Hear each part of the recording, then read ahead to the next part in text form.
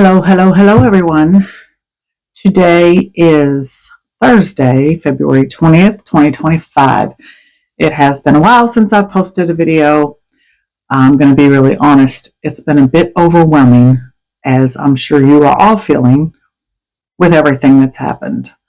And there's a part of me that's just been kind of wanting to bury my head in the sand and try to stay asleep until I can wake up from this nightmare. Which seems to be never ending. So I have to do my part, though. I cannot stop talking. I cannot stop making my voice heard and trying to help inform everybody of what is going on. For a minute, I attempted to watch the today's White House press briefing.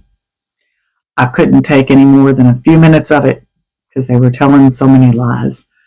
And they're just, of course, just trying to praise Donald Trump for everything that he's done, which is a whole lot of nothing and then a whole lot of chaos and problems and bad things for the country. And it is getting worse by the day.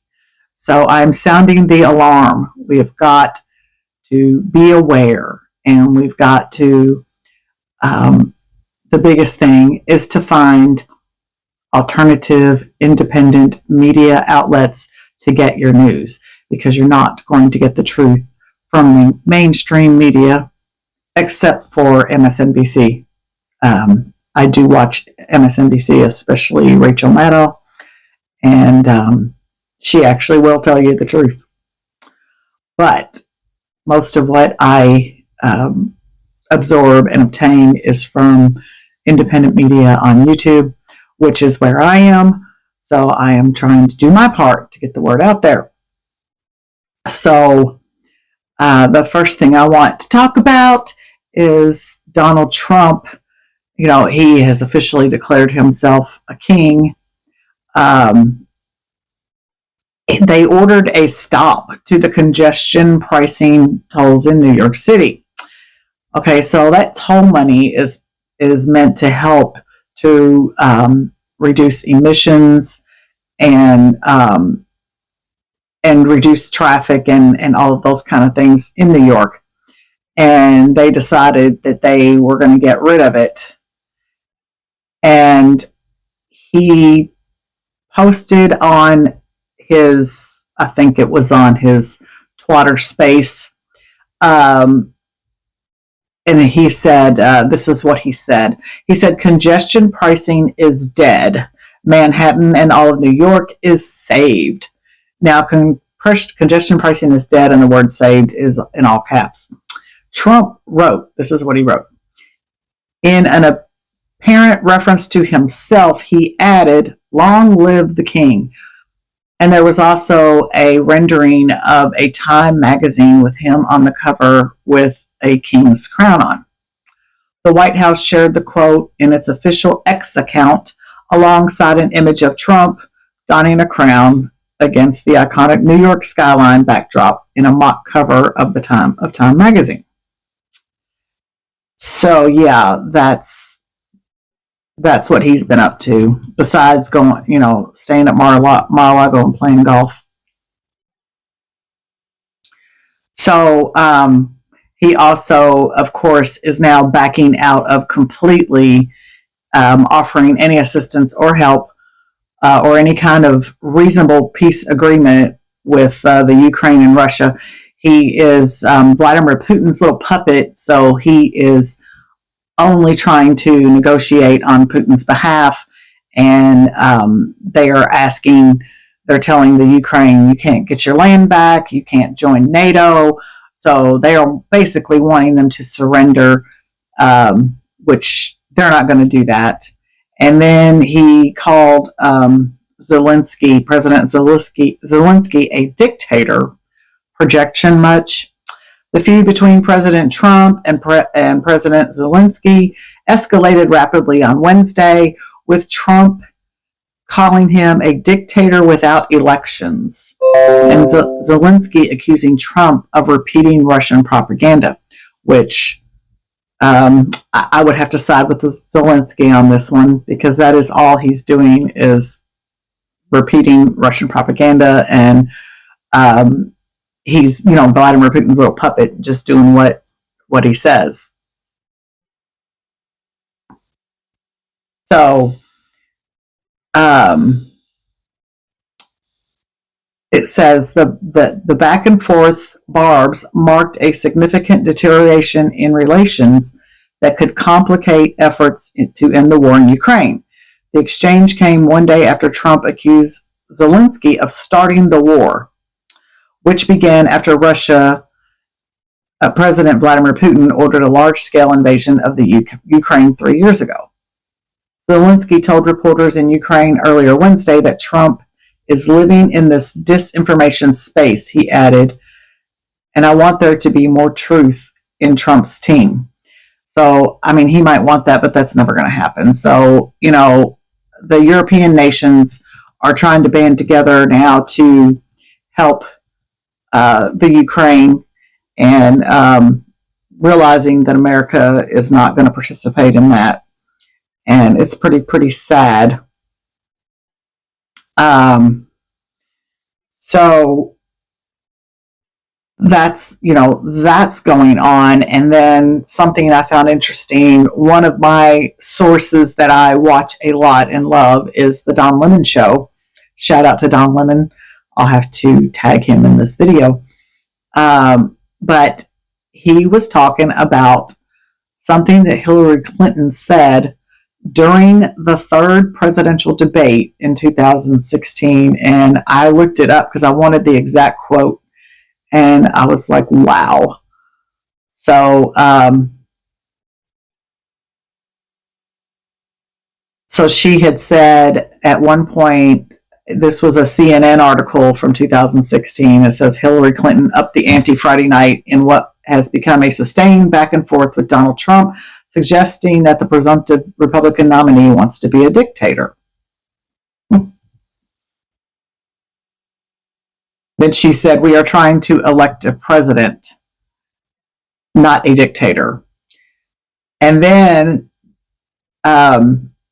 this is directly from the debate. It was in 2016. She called it exactly how it's happening right now. I mean, it's amazing. It's almost like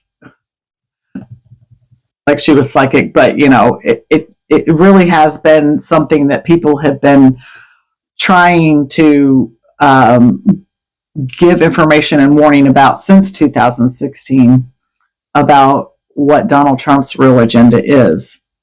So this is what she said, and I have to say, and I quote, and I have to say, I don't understand Donald's bizarre fascination with dictators and strongmen who have no love for America, adding that she would leave it to psychiatrists to explain his affection for tyrants.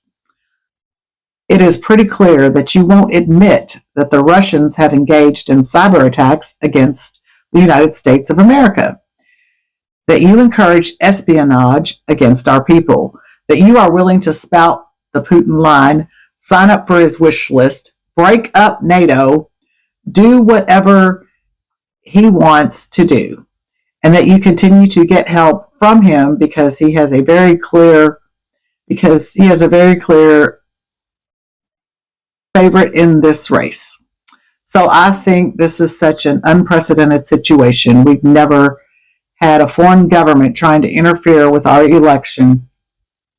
We have 17 intelligence agencies, civilian and military, who have all concluded that these espionage attacks, these cyber attacks, come from the highest levels of the Kremlin, and they are designed to influence our election. I find that deeply disturbing. So not only did that happen in 2016 election, it happened in the 2024 election, and they have continued to interfere. They interfere with elections all around the world with their propaganda and their cyber attacks. We are really in some trouble, y'all. It's getting worse by the day. We're being led to the slaughter.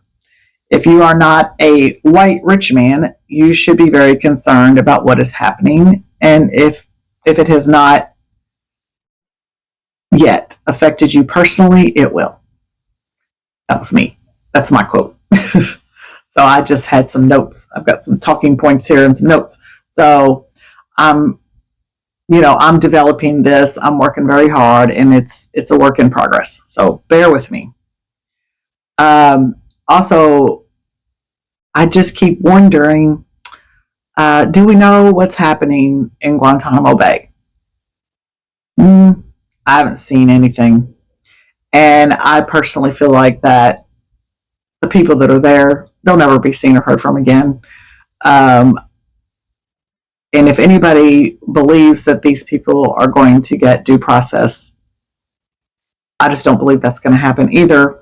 And they're keeping it just very hush hush. And we're not seeing anything, no reports. I even tried to look up any reports there might be on it. And the only reports I could find was when they went there to set it up.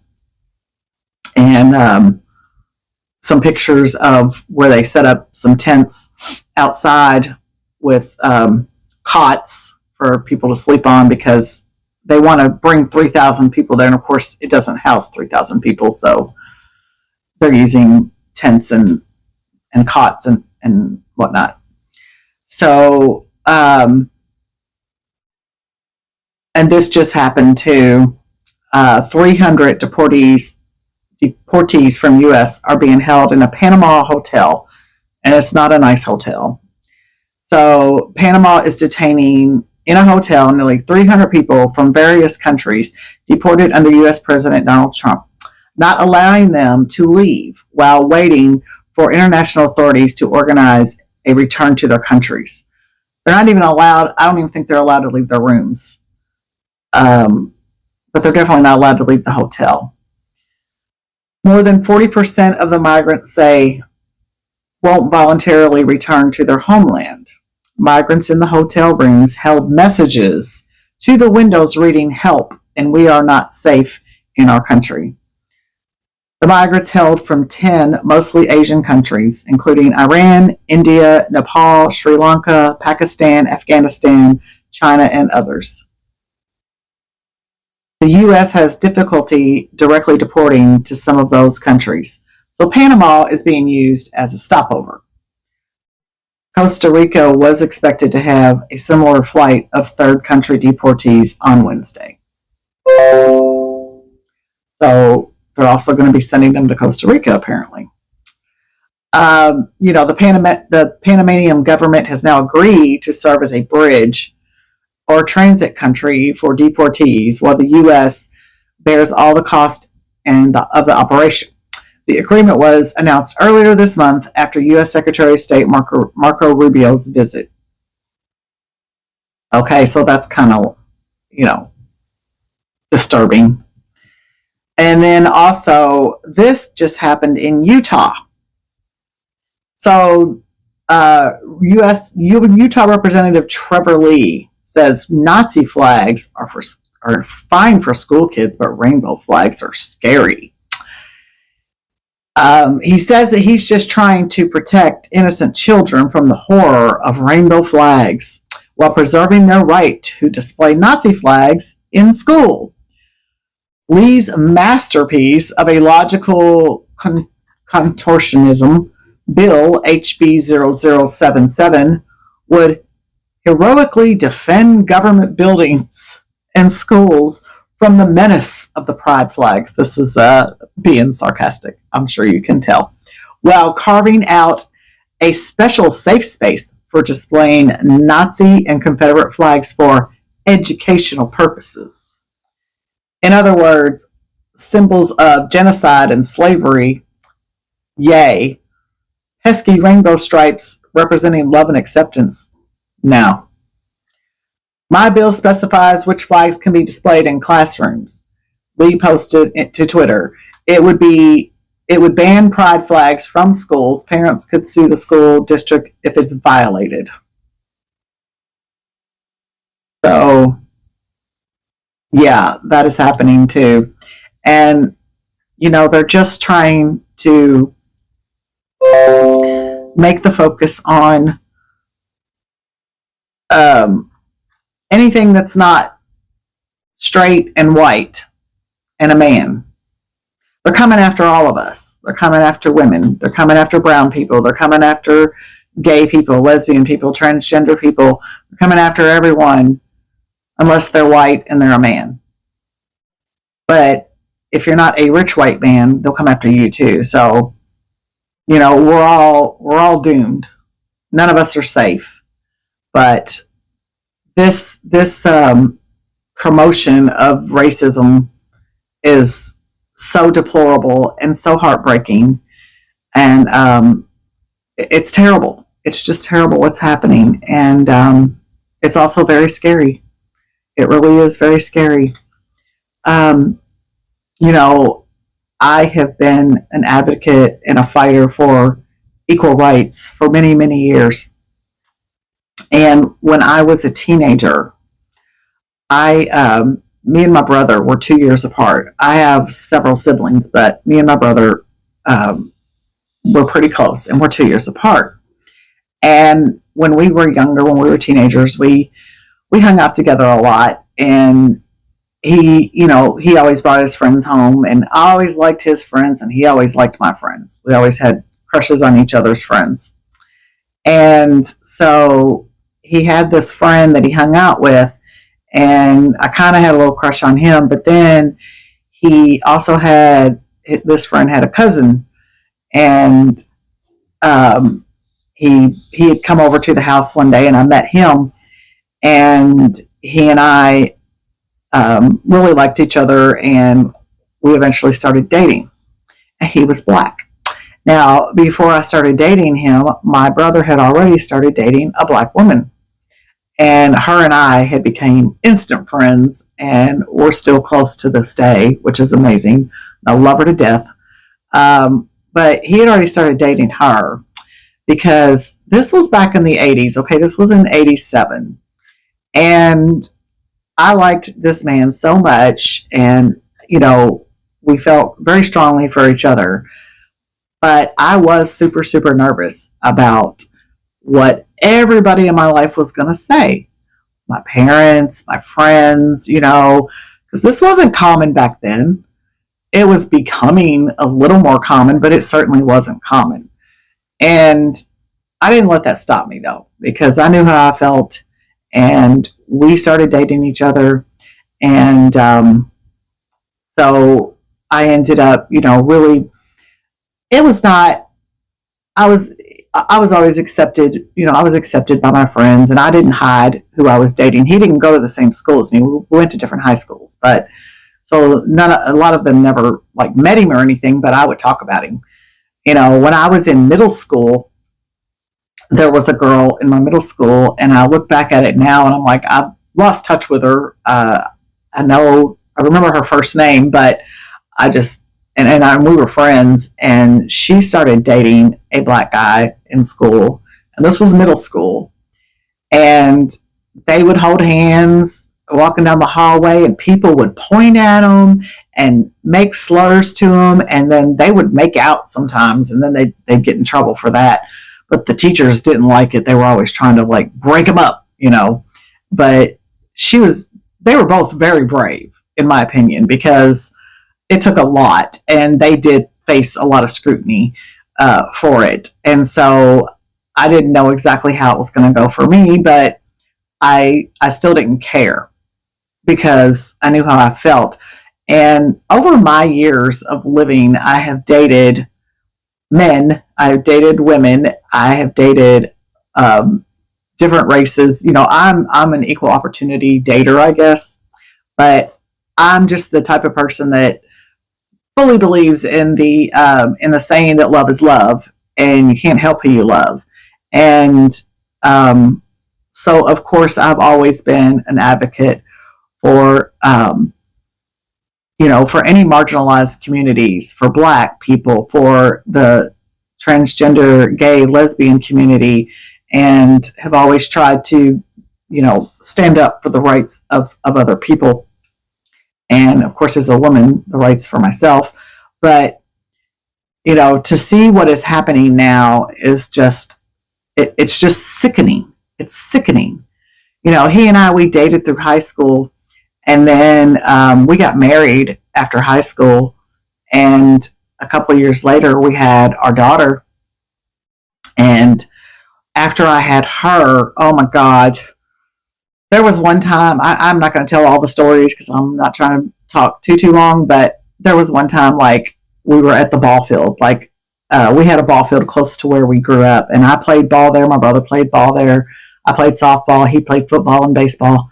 And then it went on down to, like, the nieces and nephews played. And so we were there at one of my nephew's games. And my daughter was just a little, like, I don't even think she was a year old. And she was a toddler, so she might have been. But she was sitting down. She, like, you know how kids are, she likes to play in the dirt. So she was sitting there just playing in the dirt. This little boy comes up, and he's a white little boy. And he sits down and starts playing with her. And his mother said to her husband, go and get him. I don't want him playing with that little girl. And I mean, they were babies, and that's why I always say, racism is taught. It's not inherently in us. It's taught. And it's sickening the way some people think. And I used to get asked all the time, constantly, oh my God, your baby, she's so pretty. Is she yours? And my mom didn't understand why that upset me. I remember one time a lady asking me that, and I said, I want to say so bad to people, no, she ain't mine. Picked her up off a turnip. She fell off a turnip truck on the way here, and I picked her up and brought her with me. I wanted to say that to people so bad because they would always ask me that. And then my mother was asking, I said, Mom, if she was white, they would not ask me that. They would not ask me if she was mine. Do people not understand the concept of interracial dating, interracial marriage, that two people of different races can get together and have a child, and the child is going to look like a mixture of both of them? And, it just like blew people's mind. They couldn't understand, how did that happen? You've got this brown baby. How did you get this brown baby? Is she adopted? God. But I've never been afraid, and like I am now, to speak out. And we've got to do that now more than ever. We've got to do our part. I've been to one protest. I will go to other protests, because to be honest with you, besides coming on here and trying to speak out and give out this information and protesting, for myself personally, I don't know what else to do. I mean, I don't know what's going to happen.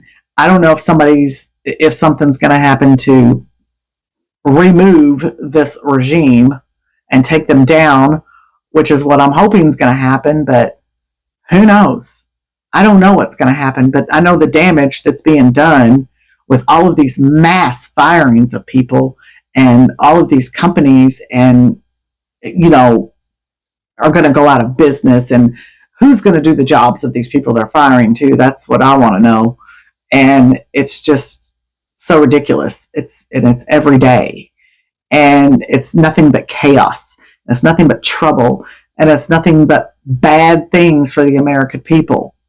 And that's you too, MAGAs. This is going to affect you. Now, you're probably not going to see it, or you're not going to admit it until it affects you personally.